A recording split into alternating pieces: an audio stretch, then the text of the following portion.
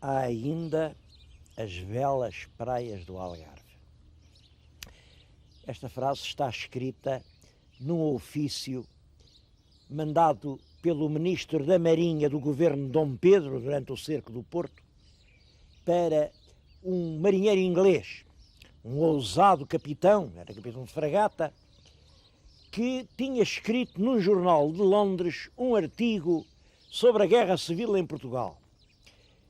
Era um homem ousado, bravo, que simpatizava com a causa liberal e dizia, não, esta coisa dos liberais metidos no Porto, ali encurralados, eles assim não resolvem nada.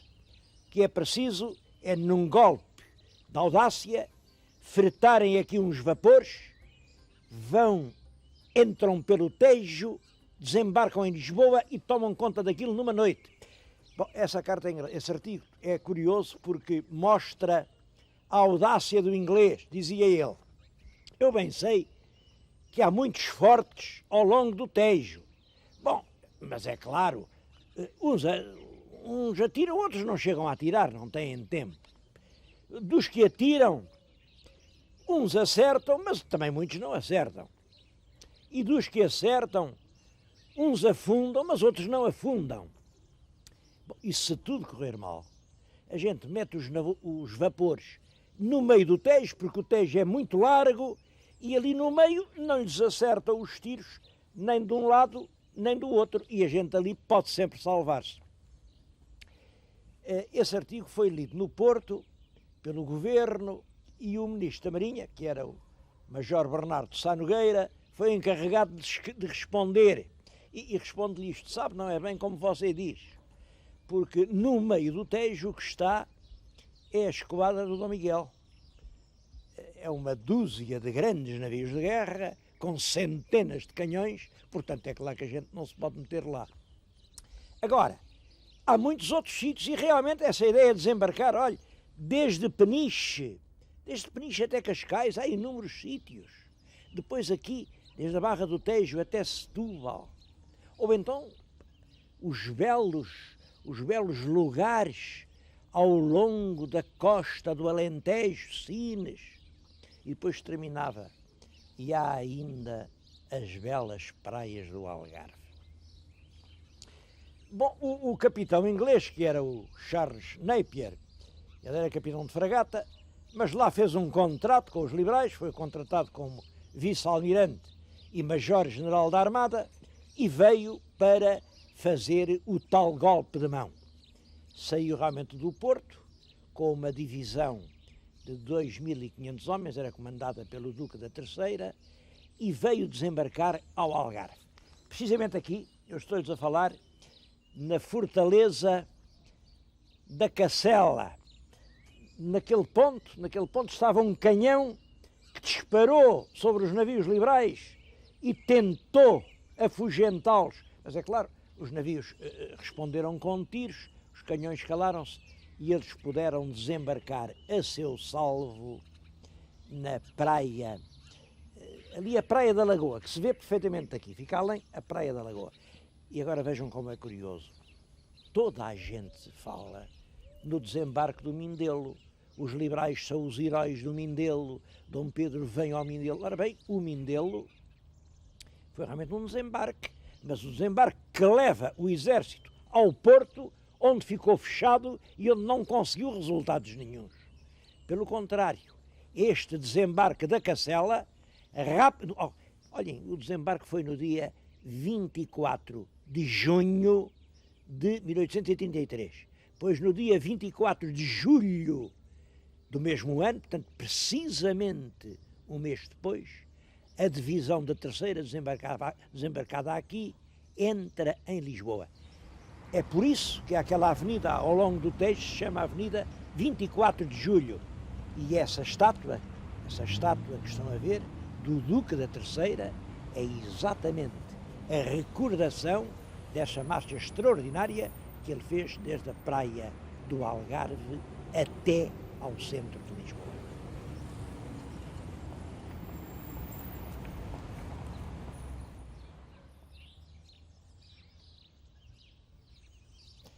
Quando o Duque da Terceira desembarcou no Algarve, havia aqui um grande exército miguelista, comandado pelo general Visconde de Molelos, perto de 10.000 homens.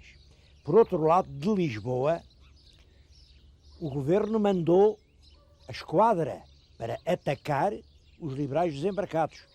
E realmente o Duque da Terceira esteve alguns dias em perigo. De um lado, o exército do Molelos, do outro lado, a esquadra miguelista. Esteve em perigo de acontecer o mesmo que no Porto, ficar outra vez aqui cercado. Mas é nessa altura que se dá a Batalha Naval do Cabo de São Vicente. O tal capitão de fragata inglês, que estava ao serviço dos liberais com a patente de almirante e major-general da Armada, vem com os navios liberais, que tinham menos canhões, mas com uma habilidade e uma audácia realmente extraordinárias. Ataca a esquadra miguelista por alturas do Cabo de São Vicente e consegue apoderar-se dos navios legitimistas. Isto é surpreendente porque os navios de Dom Miguel eram de bordo mais alto, tinham mais canhões, mas a habilidade do Charles Napier foi surpreendente. E apoderou-se mesmo dos navios. Deu-se até uma coisa muito engraçada. É que ele ficou com os navios em seu poder, mas um navio não serve para nada se não tiver marinheiros para o tripularem e oficiais para o conduzirem. O que é que ele havia de fazer? Bem, teve uma ideia, mandou formar as guarnições no convés dos navios e mandou-lhes fazer esta proposta. Vocês estão vencidos, agora escolham o que é que querem ser, prisioneiros ou continuar a ser marinheiros. Para ser marinheiros, passam todos para o serviço da Rainha Senhora Dona Maria. Todos eles preferiram continuar a ser marinheiros, de maneira que as pesadas unidades da Armada de Dom Miguel agora estão do lado de Dom Pedro e vão fazer o bloqueio da cidade de Lisboa. Essa Batalha de São Vicente foi decisiva. Foi realmente o almirante inglês, ele era escocês, quem decidiu a sorte das armas. Quanto ao Duque da Terceira, depois de sair aqui neste areal, a primeira coisa que fez foi dirigir-se com os seus homens para a próxima cidade de Tavira. E nós vamos fazer exatamente a mesma coisa, porque Tavira é uma cidade que vale a pena visitar.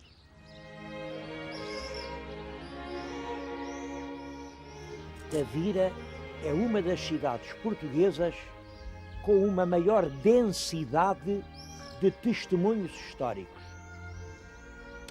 É muito antiga, ela já existia antes da chegada dos romanos e compreende-se bem porquê. Tavira dispunha de um porto natural muito amplo, que era o estuário do rio Gilão. Aqui em toda a costa do Algarve não havia nenhum porto mais seguro. Era um mar excepcionalmente rico de peixe. No século XIV, diziam eles, tinham 70 cercos para a pesca da sardinha. E agora reparem, aqui mesmo na cidade havia, e ainda há, salinas que davam um sal de excelente qualidade. Quer dizer, era aqui possível fazer a captura do peixe em grandes quantidades, salgá-lo e exportá-lo por uma grande região do sul da península. Foi isso que fez a extraordinária riqueza de Tavira. Mesmo depois, já da conquista, continuou a ser uma terra opulenta, porque esse comércio, explorado habilmente por judeus, não acabou. E ainda no século XVI, Tavira é a primeira das povoações algarvias a receber estatuto de cidade. Claro, a velha Silves já era cidade, porque tinha tido a Sé, e a sede episcopal era sempre uma cidade, mas era só uma cidade inenómine. Das cidades modernas, das cidades, enfim, dos novos tempos, Tavira foi a primeira, muito à frente de Faro, muito à frente de Lagos, e tudo isso se devia a esses dois fatores. Judeus, o sal e o comércio magnífico que eles sabiam fazer.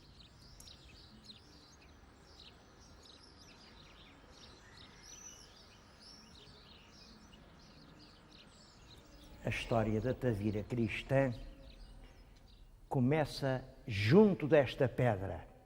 É a pedra dos mártires, ou a pedra dos 7 cavaleiros. 7 cavaleiros que não eram 7, eram 6. Eu acho que essa história tem significação e vale a pena lembrá-la.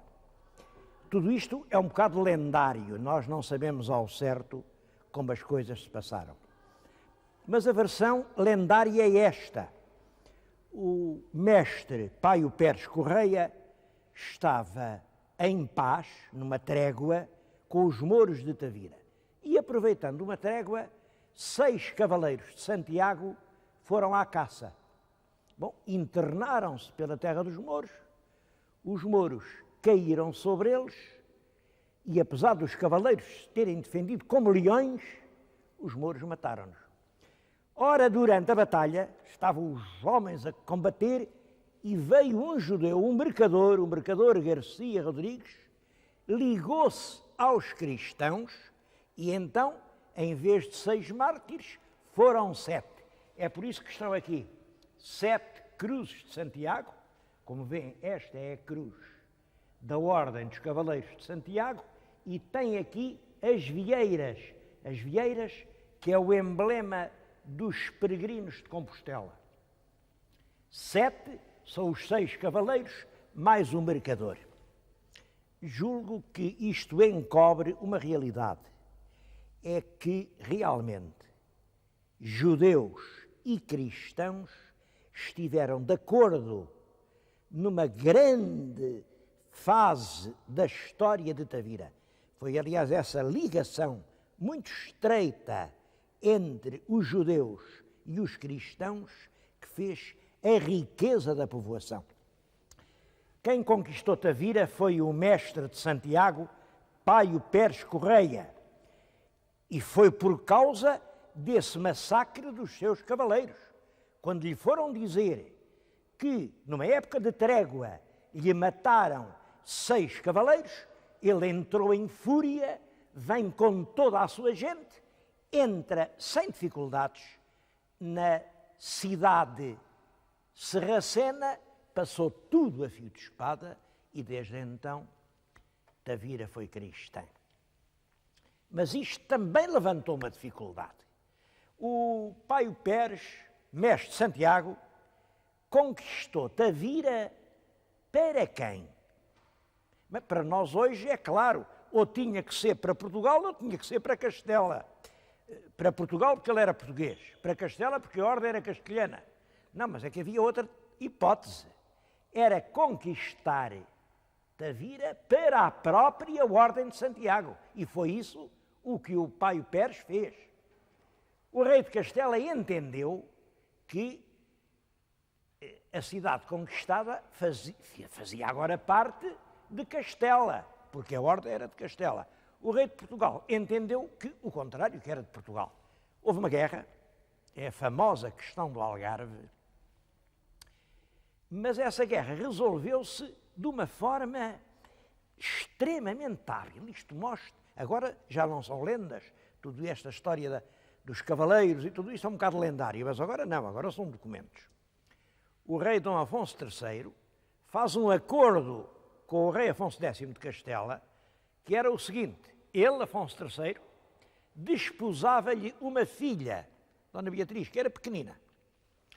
Dava tempo a que a menina crescesse, se fizesse mulher, e quando ela tivesse um filho que atingisse a idade de 7 anos, filho que, portanto, seria neto do rei de Castela, o rei de Castela entregaria ao neto a posse da terra algarvia.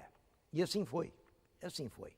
Tudo se passou conforme Afonso III previu.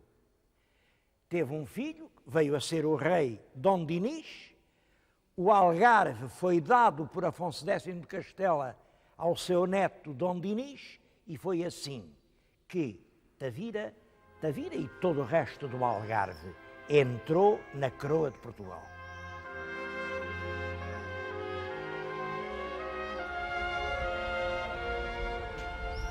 Um dos monumentos mais expressivos de Tavira é esta ponte. É uma ponte que vem já da época romana, está ligada a muitos acontecimentos históricos importantes. Por exemplo, um combate entre os portugueses e os castelhanos, em que durante a crise de 83-85, os tavirenses aqui à entrada da ponte impediram que a sua terra fosse invadida pelas tropas castelhanas. Agora, a verdadeira importância da ponte, quanto a mim, é esta. Ela ligava dois blocos de população. Esta cidade antiga, onde estava o castelo, a população mais arraigada, e esta margem a que se chama desde há muito tempo o outro lado. Quem vivia no outro lado eram os mercadores judeus. Tinham, como veem, belas casas, porque a maior parte deles eram pessoas muito ricas, e não há notícia de um atrito, um choque, um conflito entre essas duas camadas de população. Pelo contrário, foi de uma colaboração constante que nasceu a riqueza da cidade. Porque Tavira foi, até ao século XVII, talvez mesmo XVIII, uma cidade rica. Era daqui que embarcavam os cereais para alimentar as guarnições das praças africanas. Era daqui que se chegava, daqui que se partia quando se ia para Ceuta. E isso acho que se traduz ainda hoje, reflete-se ainda hoje na cidade. Primeiro, uma cidade com casas de um tipo completamente diferente das outras casas algarvias. São famosos os telhados de Tavira. Dizem que são telhados de tesouro. São telhados de 4 águas, com uma certa inclinação, ao contrário, como sabem, dos outros que, do modo geral, no Algarve predomina o teto da azoteia, o cimo plano. Suponho que a explicação é esta.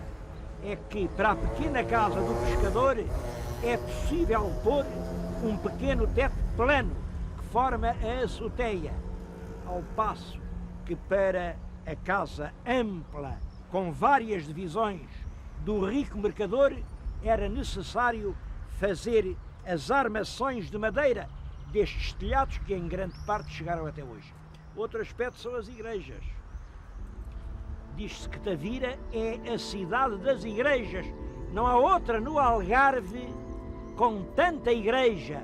Eu já ouvi dizer que são 37. Andei para aí a ver se contava, não cheguei a nada que se pareça com esse número. Certamente muitas foram abandonadas, foram profanadas, foram destruídas. De qualquer maneira, são muitas, e isso também tem sentido. Tanta igreja resulta exatamente do facto de ser uma cidade de cristãos novos, uma cidade com o credo na boca, uma cidade a ostentar uma fé ardente que talvez não tivesse.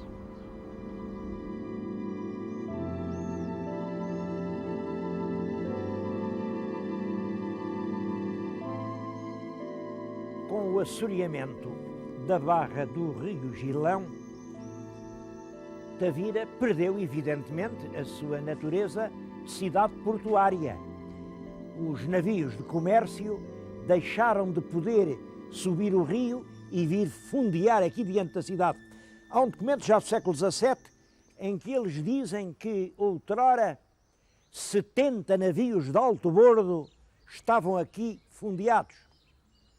E era esse movimento comercial muito intenso que estava na base da riqueza de Tavira. Mas houve uma segunda razão. É que, ao mesmo tempo que a Barra se ia fechando, a comunidade de judeus que aqui residia ia sendo desintegrada. Como sabem, os judeus foram expulsos de Portugal no fim do século XV. Muitos ficaram, é evidente, não aceitaram a expulsão e acomodaram-se às novas situações. Em todo caso, uma grande parte foi-se embora, porque corriam um perigo, porque eram depois acusados pelo Santo Ofício de judaizarem em segredo, estavam sujeitos às denúncias dos vizinhos e houve realmente uma debandada. Há, aliás, entre as vítimas da Inquisição, numerosos que são naturais de Tavira. Apesar disso, desses dois flagelos, o encerramento da Barra e a debandada dos judeus, Tavira soube manter a sua face de cidade que não se resignou a ser agora uma terra do interior que agoniza. Ainda hoje, Tavira parece uma terra fidalga. Parece à primeira vista. Nós vamos por essas ruas antigas, vemos muitas casas com umas fachadas com aparência de nobres, muita cantaria nas janelas, mas, se virem bem, raríssimas dessas casas têm brasão, quer dizer, não eram casas de fidalgos, não eram casas de famílias que enraizassem no parentesco a sua prosperidade. Eram sim casas de mercadores, casas de gente rica. Bom, eu penso que esse passado ilustre se reflete no presente de Tavira. É ainda uma cidade de cultura, uma cidade onde as coisas do património merecem uma grande atenção.